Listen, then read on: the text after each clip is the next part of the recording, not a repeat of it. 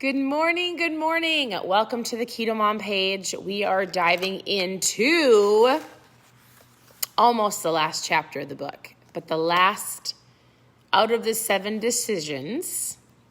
You are going to, if you haven't read it yet, we are on chapter 9, and he is at the 7th decision. Yep, we're on chapter 9. That will help you on your personal journey to success. So that's what we're talking about today. So as you're tuning in, where are you tuning in from? We are on chapter 9. I probably should start off the day with a joke, don't you think? Good morning, everybody. Okay, here is the joke for you this morning. Let me peek at my notes. Okay, why did the bacon laugh? Anybody know? The egg cracked a yolk. Oh, that's so funny. You can tell your kids that later. So, good morning, good morning. We are finishing up this book. Again, if you are brand new, welcome to the Keto Mom page. Oh, it's a great morning. It is actually beautiful out. I'm from Minnesota. I've got 2 girls. Actually, probably got to scoot through this pretty quickly. We've got 2 daughters, and they are at volleyball practice. They have to get up at 6 a.m., so I have to go pick them up super soon. Today's a busy day.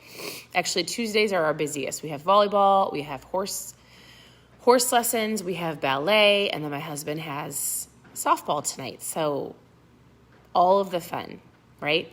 How is your summer going? I honestly just feel like chatting. How's your summer going? We're like midway through, a little over, right? Some of your kids start in August. We don't start school till September. So I should probably talk about the book. I feel kind of like a chatty catty. Are you enjoying the book? Oh, I forgot to pick the winner from yesterday, and I'm not going to start over. All right, I'll pick 2 winners later. I promise I'll pick 2 winners of my mom fuel. Yes, Tuesdays are our super busy days, but I love it. I never complain. I'm super thankful. I love all of it. And if I didn't want to do it, I wouldn't do it. Right? Because of the power of choice. He talks about that today. So this book is incredible. And in fact, this is my favorite chapter. I love all of the chapters. I love this book for perspective. So if you're brand new and you're like, what in the world is this lady talking about? We share all recipes. We share everything on the page that works for a keto low carb lifestyle. And I'm just going to say, I believe that if you don't work on your mindset, then you're not going to get anything else. Like, most of you are here for fat loss, and you're just going to go in a vicious cycle over and over again if you cannot get your mindset right. How do we do that? You work on your mindset. You work on making better choices, all by learning from others, watching people, listening to podcasts, really paying attention to the things that you are allowing in your mind, right? Which, by the way, is why we're going through this book next month. So this was the book that was chosen. We're going through this book in August. If you want to grab it, grab it. Otherwise, just tune in every single morning here starting August 1st. Clearly, I need to get my nails redone. Oh, they look terrible. Sometimes I feel like I look put together, and then there are days, if you follow me on my stories, where you're going to be like, this girl is real. She is a hot mess. And it's totally fine. So just so you know, this book is biblical. Our pastor, one of our pastors, my husband used to work for this church. It's called Life Church. And we lived in Oklahoma for 5 years. It was the best thing that ever happened to our marriage and to our life. We have some incredible friends from there, great mentors. But anyways, for those who have asked, yes, a pastor wrote this book. So I'm just letting you know, because some people are like, I don't do that. And that's fine, right? It's up to you. But something that I wanted to say is that when I opened the book, because clearly I've read it, it's all highlighted. We're going to go through it again because I love to read a book more than once. But he says this: your mindset is a battlefield, and the battle for your life is always won or lost in your mind. That's just one sentence of the book. It is great. So maybe I should read that again. Your mind is a battlefield, right? You battle negative and positive choices, things you should and shouldn't do every single day in your mind. And ultimately you decide, right? So the battle for your life is always won or lost in your mind. So this is the book we're going through. You can tune in every single day here. I will read it to you. All right, chapter 9 of this book, we're almost done. There's 2 more chapters after this, but you are going to get the basic understanding of the 7 decisions in this book, right? Or after today. And then we'll review the decisions over the next few days, leading and ending the month. So if you don't know, this is more of a fictional book, and our character is David, and he goes into the past and he meets key characters or key people from history in the past, and he is given a decision. Like, he is really given perspective on life, right? And so our character, hey, I have 4 dogs, and that's all I'm going to say. That was not my choice. Dogs are great. 4 is a lot. So anyways, our character met lots of different people from the past, right? So Anne Frank, Abraham Lincoln, one of the generals from the Civil War. I don't remember to talk to you. So here's the deal. He met Angel Gabriel in this chapter. Some of you might be like, all right, let's see where this goes. There is a lot of talking. But basically, let me get there. He is on a quest or on a little journey with an angel. And he's asking a ton of questions. He doesn't know where he's at. Basically, he's like, am I in heaven? Where am I? And he's like standing in front of a large building or buildings, and it looks like a warehouse full of things, full of lots of things. And he's just asking, like, why am I here, right? And so the angel says to David, he says, do you consider yourself a man of faith? Does faith guide your everyday actions and emotions? All men are driven by one of 2 things. This is super great. Hear me on this, right? Whether you are believe biblically or not, I feel like this is true. It says all men are driven by one of 2 things, fear or faith. One or the other, for both are the same. Faith or fear is the expectation of an event that hasn't come to pass. So fear is the expectation of an event that has not come to pass, or the belief of something that cannot be seen or touched. A man of fear lives always on the edge of insanity. A man of faith lives in perpetual reward. Fear or faith, right? And fear and faith can't coexist. You live in one or the other. You're either going down the road of fear, I can't, I won't, what if, I don't want to, or faith is like, I can do this. I might not see it, but I can see it. I'm going to go after it. I can do this. There's no what ifs, right? It's the battlefield of the mind. It is so powerful. So he goes on the journey, right? The reward of faith is to see what one has believed. Do you consider yourself a man of faith? So then they keep talking. He goes, reason. So he says, no, I consider myself a man of reason, right? How often do we go, I don't see it. It's not going to happen. I need you to show me the proof. Let's talk about the facts here, right? Reason never makes room for miracles. Faith releases miracles. And in final comparison, faith is a sounder guide than reason. Reason can only be stretched so far, but faith has no limits. The only limit to your realization of tomorrow is the doubt to which you hold fast today. You're holding yourself back, right? If you are a person of reason. Like, I'm not going to do it if you don't show me proof. Do you have any faith in yourself or others? Because if you don't, you're going to fall into reason and probably not go after the things that you want. All right, let's keep going. So he talks about circumstances and talks about how, there's just a lot of blame, shaming, and justifying in life in general, right? He says circumstances do not push or pull because he says, listen, My circumstances are where I am today. All right. Circumstances don't push or pull. They are daily lessons to be studied and gleaned for new knowledge and wisdom. Knowledge and wisdom that is applied will bring about brighter tomorrows. A person who is depressed is spending too much time thinking about the way things are now and not enough about the things that are about, or not enough time thinking about how he wants to be. Right? Are you so focused on how you look today, how you feel today, that you cannot even get out of your mind and go, no, I can be 30 pounds lighter. I can be stronger. I see myself playing with my kids or my grandkids. I do not have to be okay with this today. I have to make the decision to step forward. I have faith that I can do it. I'm not going to quit. I'm going to be a positive person. I'm going to make better choices.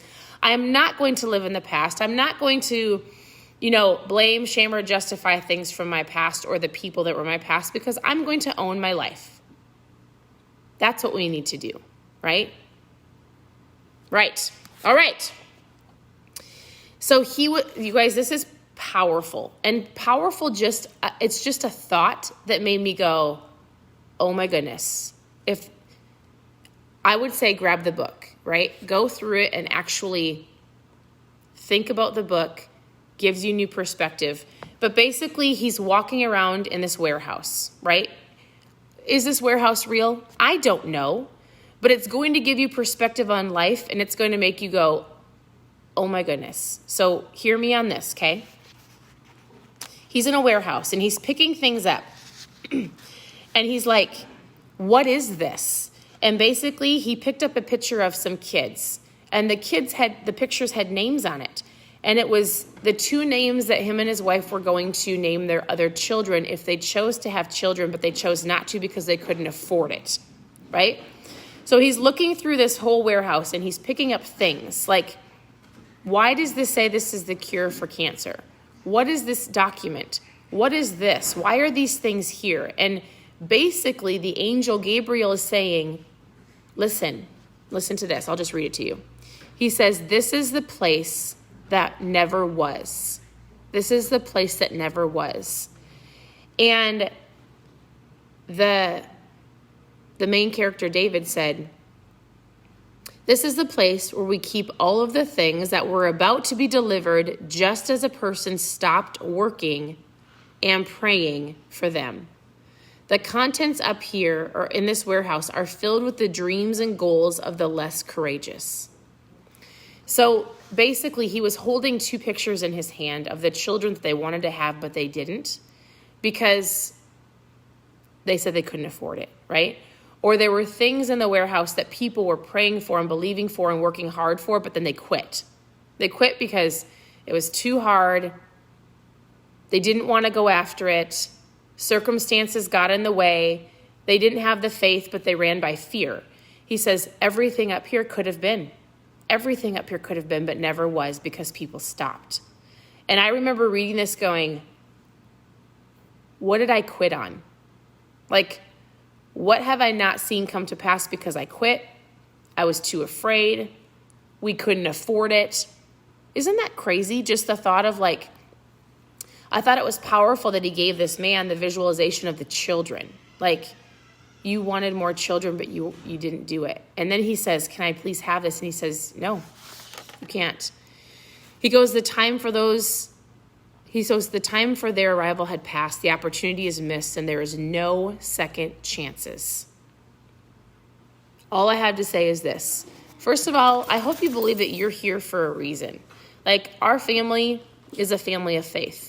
And we share the things that happen in our life, whether it's here or on stories. You're going to get more of our real life on our stories.